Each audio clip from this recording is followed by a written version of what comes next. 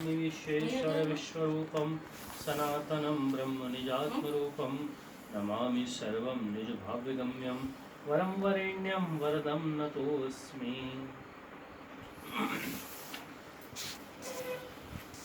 तब ब्रह्मा जी बोले, शांत स्वरूप सर्वत्र व्यापक परब्रह्म रूप परमात्मा भगवान रुद्र को नमस्कार है। मस्तक पर जटाजूट धारण करने वाले महान ज्योतिर्मय महेश्वर को नमस्कार है। भगवान आप जगत की सृष्टि करने वाले प्रजापतियों के भी सृष्टा हैं। आप ही सबका धारण पोषण करते हैं। आप सबके प्रपितामह हैं। आप ही रुद्र महान नीलकंठ और वेधा हैं। आपको नमस्कार ये है। यह संपूर्ण विश्व आपका स्वरूप है। आप ही इसके बीच आदि कारक हैं। इस जगत को आनंद की प्राप्ति कराने वाले भी आप ही हैं। आपको नमस्कार है। आप ही ओमकार वषटकार तथा संपूर्ण आयोजनों में प्रवर्तक हैं। यज्ञ जजमान और यज्ञ प्रवर्तक भी आप ही हैं। अर्थात यज्ञ भी आप ही हैं, जजमान भी आप ही हैं और यज्ञ को करने वाले कराने वाले भी आप ही हैं। प्रभु देवेश्वर, यज्ञ प्रवर्तक होकर भी आपने इस यज्ञ का विनाश कैसे किया? आपने ये यज्ञ किया, इसको यज्ञ प्रवर्तक होने के पश्चात आपने इसका विनाश कैसे किया? आपने पिछले बार श्रवण किया था कि भगवान महादेव ने एक अपनी जटा पटकी जमीन पे और वीरभद्र नाम का भगवान का गण उत्पन्न हुआ और उस गण ने जाके और दक्ष प्रजापति के यज्ञ को विध्वंस किया। तो वहाँ ब्रह्मा जी ने जो है कि भगवान की प्रार्थना करी, महादेव के हाथ जोड़कर निवेदन किया, हे महादेव, आप ब्राह्मणों के हितैषी हैं, तो भी आपके द्वारा दक्ष का वध कैसे हुआ? रुद्र, आप तो गौओं और ब्राह्मणों के प्रतिपालक हैं, समस्त प्राणियों के शरण देने वाले हैं। रक्षा कीजिए, सदा रक्षा कीजिए। श्री महादेव जी ने तब कहा कि पितामह, सावधान होकर मेरी बात सुनिए।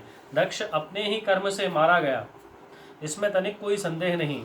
इसलिए किसी को भी कदापि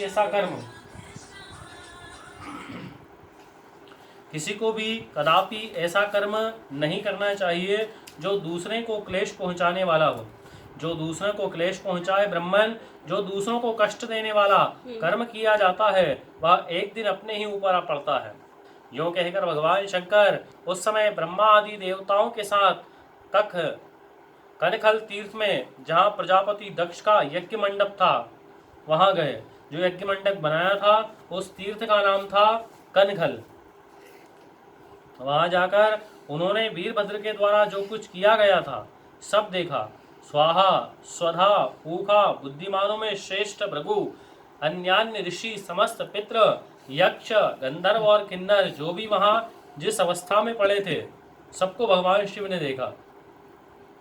किसी के अंग भंग थे, किसी की दाढ़ी और मूछें नोच ली थी, सब कुछ रणभूमि में पड़े, सब कुछ लोग रणभूमि में मरे पड़े हुए थे। भगवान शंकर को आया देख वीरभद्र ने समस्त गणों के साथ उनके चरणों में दंडवत किया, प्रणाम किया। भगवान महादेव को देखकर प्रणाम किया और वे सामने हाथ जोड़कर खड़े हो गए। महाबली वीरभद्र को अपने आगे खड़ा देख महादेव जी ने हंसते हुए कहा, वीरवर, यह तुमने क्या किया? दक्ष को शीघ्र यहाँ ले आओ, जिसने ऐसा यज्ञ किया और उसका वैसा ही विलक्षण फल भी प्राप्त किया। शंकर जी के यूं कहने पर वीरभद्र ने बड़ी उतावली के साथ दक्ष का धड़ लाकर उसके सामने डाल दिया। तब शंकर जी ने कहा कि वीर, इस दुरात्मा दक्ष का मस्तक कौन ले गया?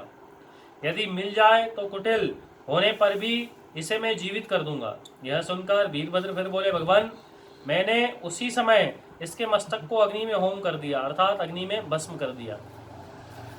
अब तो केवल पशु का सिर बचा है, किंतु इसका मुख बहुत विकृत हो गया है। ये सब बातें जानकर भगवान शिव ने पशु के भयंकर मुख को, इसमें दाढ़ी भी लगी थी, दक्ष के धड़ से जोड़ दिया। इस प्रकार भगवान शंकर की कृपा से दक्ष को नया जीवन प्राप्त हुआ। दक्ष अपने सामने भगवान रुद्र को उपस्थित देख लज्जा से गड़ गए, अर्थात लज्जित हुए। उन्होंने लोक कल्याणकारी भगवान शंकर के चरणों में मस्तक झुकाकर उनका स्तवन किया। दक्ष बोले, आपको वर देने वाले सर्वश्रेष्ठ देव भगवान शंकर मैं प्रणाम करता हूँ। सनातन देवता शिव में सदा नमस्कार करता हूँ। देवताओं के पालक ईश्वर पापहारी हर को मैं प्रणाम करता हूँ। जगत के एकमात्र बंधु शंभु को मैं नमस्कार करता हूँ, जो संपूर्ण विश्व के स्वामी, विश्वरूप, सनातन ब्रह्म और सुतात्म रूप हैं। और महादेव को मैं प्रणाम करता हूँ। मैं शिव के सामने शीश झुकाता हूँ। मैं अपनी भक्ति से प्राप्त होने योग्य सर्वस्व भगवान शिव को प्रणाम करता हूँ, जो वरदायक हैं, वर स्वरूप और वरण करने योग्य हैं। उन भगवान शिव को मैं मस्तक नवाता हूँ।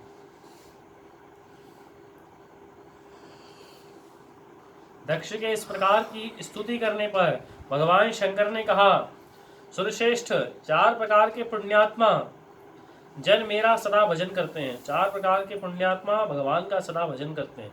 आर्त, जिज्ञासु, अर्थार्थी और ज्ञानी।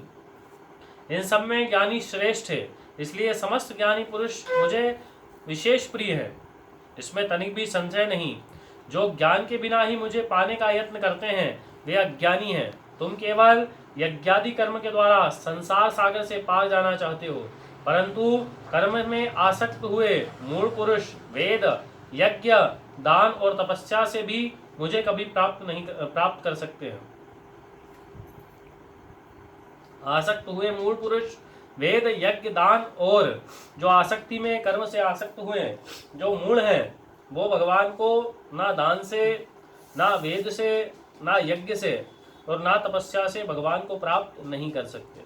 अतएव तुम अंतकरण को एकाग्र करके ज्ञान निष्ठ होकर कर्म करो। सुख और दुख में समान भाव रखकर सदा प्रसन्न रहो। जाहि विधि राखे राम, ताहि विधि रही। सुख हो चाहे दुख हो, सदा प्रसन्न रहो। तदंतर दक्ष को यही कनखल तीर्थ में रहने का आदेश देकर भगवान शिव अपने निवास स्थान कैलाश पर्वत पर चले गए। फिर ब्रह्मा जी ने भृगु आदि संपूर्ण महर्षियों को आश्वासन तथा बोध प्रदान किया।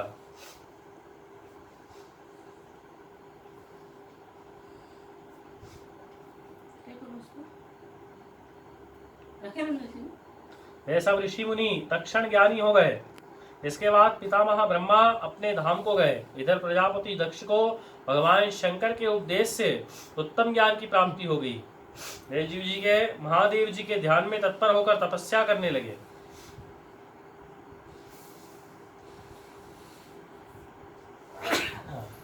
भगवान शिव ने जो उपदेश दिया उससे दक्ष प्रजापति को ज्ञान प्राप्त हो गया कि सत्य क्या है, और उस सत्य में लगकर भगवान की तपस्या में लग्न हो गए। इसलिए सर्वदा प्रयत्न करके सबको भगवान शिव की आराधना करना चाहिए। जय जय जय श्री स्कंद पुराणे महेश्वर खंड केदार खंड सदाशिवार्पणमस्तु।